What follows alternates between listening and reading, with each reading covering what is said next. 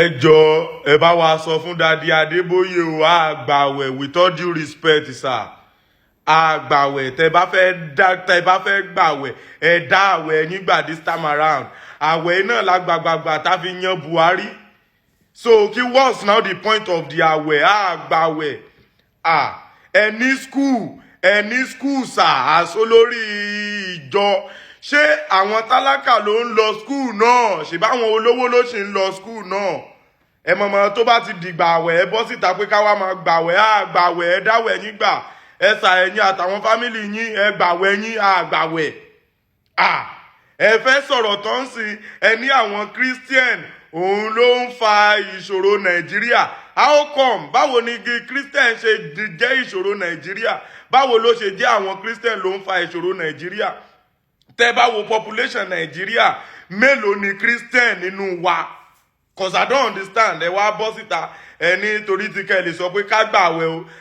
àtàwẹ̀ àti dry fasting àti wet fasting sà ẹ dá àwẹ̀ yín gbà this time around kò gbogbo àwẹ̀ wọ̀nyẹn o kò really ní point kò ẹ wo pé kẹ́ mú private jet yín kẹ́ ta kẹ́ kó fáwọn ọmọ aláìní gẹ́gẹ́ bí ìránṣẹ́ Ọlọ́run ẹ máa sọ pé ká máa gbàwẹ̀ this time around sir with all due respect o àgbàwẹ̀ ẹ dá àwẹ̀ yín gbà o.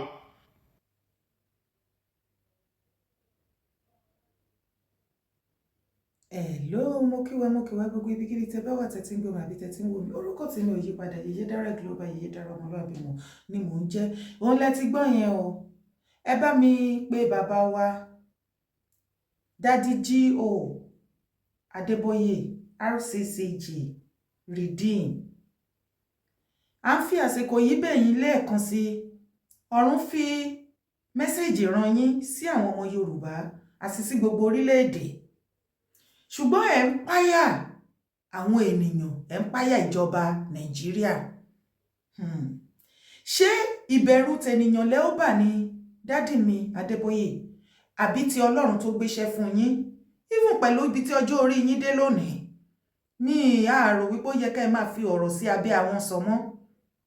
torí ẹ ti gbé dáyà ẹ sì tún gbé dáyà jù bẹ́ẹ̀ lọ dádì Adébóyè àwọn yúùtù náà sọ yìí o ẹ ráwara kó ṣètò béèrè ẹni ká máa gbàwẹ̀ ká máa gbàdúrà fún Nàìjíríà dádì ǹjẹ́ mo gbà tẹ́tí gbẹ́ta tí sọ pé ká gbàwẹ̀ ká gbàdúrà ká pariwo tó tá ti gbàwẹ̀ tá ti gbàdúrà kàkà tó yẹ kí Nàìjíríà bẹ́tà ńṣe ló ń gégé sí tó jẹ́ sí wípé ọ̀rọ̀ àdúrà kọ́ ní Nàìjíríà ọ̀rọ̀ àwẹ̀ kọ́ ọ̀rọ̀ kọ́ ní kálukú bá tiẹ̀ lọ ni kò sí unity ibi tí ò bá dẹ̀ ti sí ìṣọ̀kan ìtẹ̀síwájú ibẹ̀ ó máa ń nira ni. Dádì Adébóyè àwọn yóò tún náà sọ yìí o wọ́n ní ẹni ká máa gbàwẹ̀ ká gbàdúrà wọn ò gbàwẹ̀ wọn ò gbàdúrà mọ́ ìpè skul gan lásán tẹ́ ẹ kọ́ ṣé mẹ̀kúnnù lè wọ bẹ́ẹ̀ because ṣé ọmọ mẹ̀kúnnù lè skul bẹ́ẹ̀ bó ti jẹ́ wípé owó onírú owó oníyọ̀ àwọn mẹ̀kúnnù yìí náà owó bọ̀ọ̀lì àwọn tó ń sun bọ̀ọ̀lì tà àwọn tó ń ta pure water owó aláàrù gbogbo ẹ̀ pledge everything offering gbogbo ẹ̀ òun náà fi kọ́ skul yìí. Dádì Adébóyè ẹ wá kọ́ skul àwọn olówó ẹ tí ẹ wá ṣe ti pé kí n ro tọlọ́run mu wípé Ọlọ́run nìkan ni ọba àwọn ọmọ mẹ̀kúnnù kẹ́tì ẹ̀ tó wá kọ́ ti mẹ̀kúnnù náà pé alábẹ́ṣẹ́kẹ́lé o ìwọ tó wọ ẹ bá pọ̀ ibi báyìí o ìwọ tẹ́ ẹ jẹ́ ti tèyí kíní o ibi báyìí débi tẹ́ ẹ máa rántí pé ẹ fẹ́ kọ́ free school fáwọn kíní yín part-time oníye tó ń san ní school ọ̀dọ̀ yín dádì private jet wà gbogbo ẹ̀ ló wà bẹ́ẹ̀ bíbélì kan náà ló fi yé wa dádì mi wípé ìbárẹ́ ayé ìṣọ̀tá ọ̀run ni bíbélì ní ẹ má ṣe kó ọrọ̀ jọ fún ara yín nínú ayé ó nítorí pé ibi tí ìṣúra ẹni bá wà ibẹ̀ ni ọkàn ẹ̀ ó máa wà bàbá ṣe bẹ́ẹ̀ máa píríṣì fún wa ká fi nǹkan ayé sílẹ̀ gbogbo àwọn nǹkan ayé yìí ló yí yín ká bàbá ẹ bọ́ síta kẹsàn òtítọ́ ọ̀rọ̀ even at this your age at this crucial time àbẹ́yìn òrí ni tí Àtíkù ń bọ́ síta. Protect the interests of all Nigerians irrespective of their ethnicity or religion.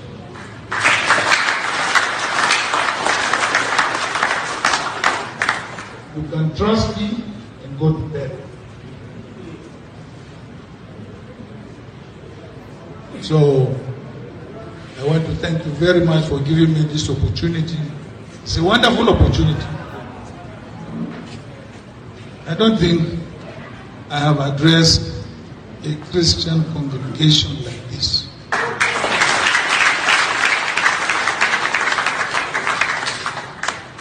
So I want to thank you very much again for giving us this opportunity to listen to us. I pledge that I will restore security in this country.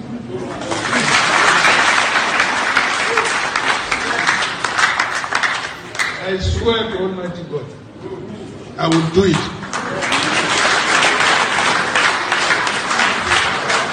And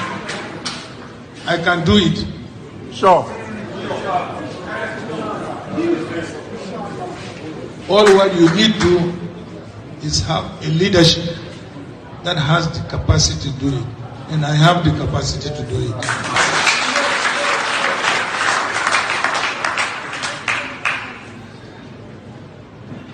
And I also want to pledge before you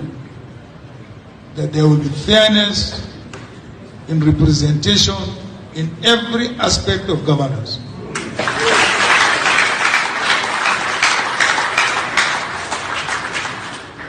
I want to caution you. Anybody who comes to start talking to you about religion in politics, don't trust that person. No, I don't